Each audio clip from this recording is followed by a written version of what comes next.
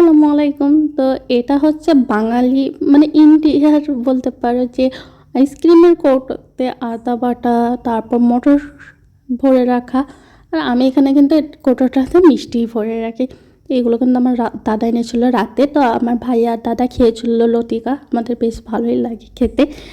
আর তারপর সকালে আমি খেয়ে নিচ্ছিলাম ঘুগনি আর চা। ঘুগনিতে কিন্তু অনেক কিছু বলতে শসা চানাচুর দেওয়ার পরে একটু বেশিই লাগছে, যদিও একটু বেশি হয়েছিল, বাট যতটা বেশি লাগছে অতটাও বেশি না। আর এইভাবে খেতে আমার খুবই ভালো লাগে, যদিও আমার লেবু ছিল না, একটু লেবুর রস দিলে পরে আরও বেশি ভালো লাগে এটার টেস্ট। এটা ফার্স্ট টাইম আমি আমার নানির বাড়িতে খেয়েছিলাম অনেক ছোটোতে, তখন থেকে আমার বেশ ভালো লাগে। ঘুগনি হলে পরে সকালে এইভাবে আমি, যদি সব কিছু থাকে উপকরণ যেগুলো লাগে সেগুলো থাকলে পরে আমি নিজে তখন ওইভাবেই বানিয়ে খেয়ে ফেলি। আর তারপরে এখানে কিছু ড্রাই ফ্রুট ছিল, ওইগুলোকে আমি কেটে নিয়েছিলাম। বাদাম বেশ অল্পই ছিল, সেজন্য আমি ছোটো ছোটো করে কেটে নিয়েছিলাম টমেটোর চাটনি বানাবো বলে। আমি কিন্তু একদমই চাটনি বানাতে পারি না, আর জানেন না, আমি বিরিয়ানি বানাতে পারি, ফ্রাইড সব কিছুই আলহামদুলিল্লাহ পারি বেশ ভালোই, বাট চাটনিটা আমার সেভাবে হয় না। বাট এক দুবার আমি ভালোই বানিয়ে ফেলেছিলাম। তো আমি চেষ্টা করছিলাম এখানেও যে একটু ভালোভাবে বানানোর, বাট একটু ঝাল বেশি হয়ে গেছিলো। বাট খেতে বেশ ভালোই লাগছিলো, কারণ এখানে কিন্তু আমি খেজুরের যে রস হয় ওটা দিয়েছিলাম, সেই জন্য টেস্টটা একটু বেশি ভালো এসেছিলো। বাট আমার দিদি কিন্তু চাটনি অনেক ভালো বানায়, আমি কেন জানি না আমার ভালো হয় না। আর এটা কিন্তু আমি খুব ভালোভাবে ভিডিও বানিয়ে নিচ্ছিলাম, কারণ হ্যাঁ ভালোই হয়েছিলো, একটু ঝালটার পরিমাণ একটু বেশি হয়ে গেছিলো, কারণ ওখানে কাঁচা লঙ্কাও দিয়েছিলাম।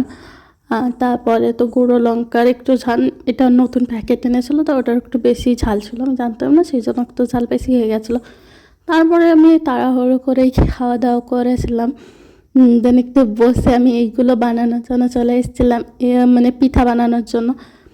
বাট এইগুলো কিন্তু আমরা ঠেকে ঠেকেই বানাচ্ছিলাম, অনেক বেশি জায়গাটা নোংরা হয়ে যাচ্ছিলো, আর ওখানে কিন্তু অনেক মাছিও ঘোরাফেরা করছিলো। আমরা কিন্তু ঠেকে ঠেকেই বানাচ্ছিলাম, ভিডিও করার জন্য খুলেছিলাম।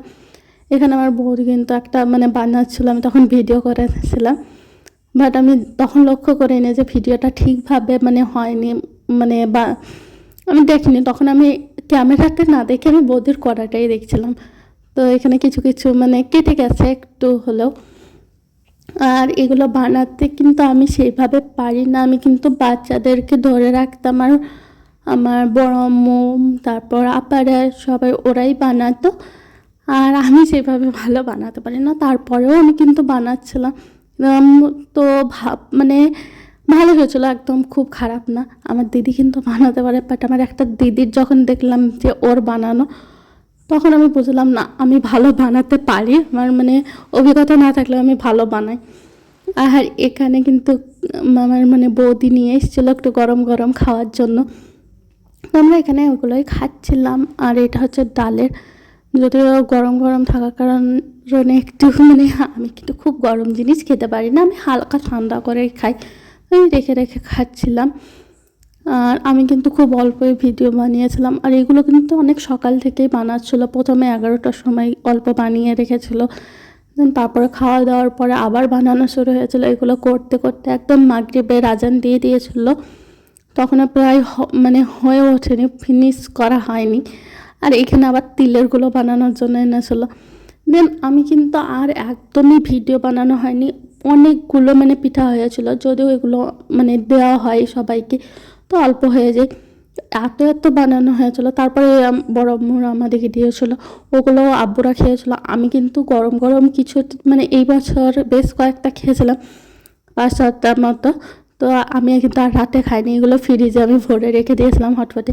হটপটটা কিন্তু আমার সঙ্গে পরে অনেকবার ভেঙে গেছে, আমার অনেকবার পড়েছে, 4-5বার পরে এটা ভেঙে গেছে, একটা নতুন নিতে হবে।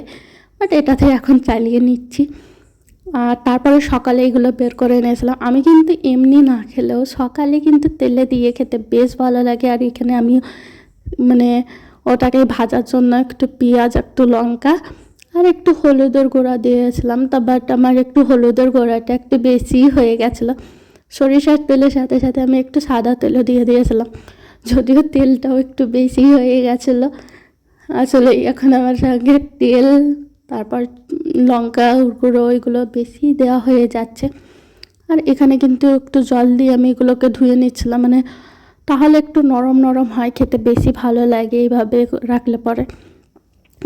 আমি রাতে না খেলেও আমার যদি মানে আমি হয়তো 3-4টে মতোই খাই, তার বেশি খাওয়া হয় না। তো কেউ যদি দেয় তাহলে কিন্তু আমি আমারটা রেখে দিই, সকালে আমি এইভাবে তেলে দিয়ে নাড়াচাড়া করে তারপরে খাওয়া দাওয়া করি।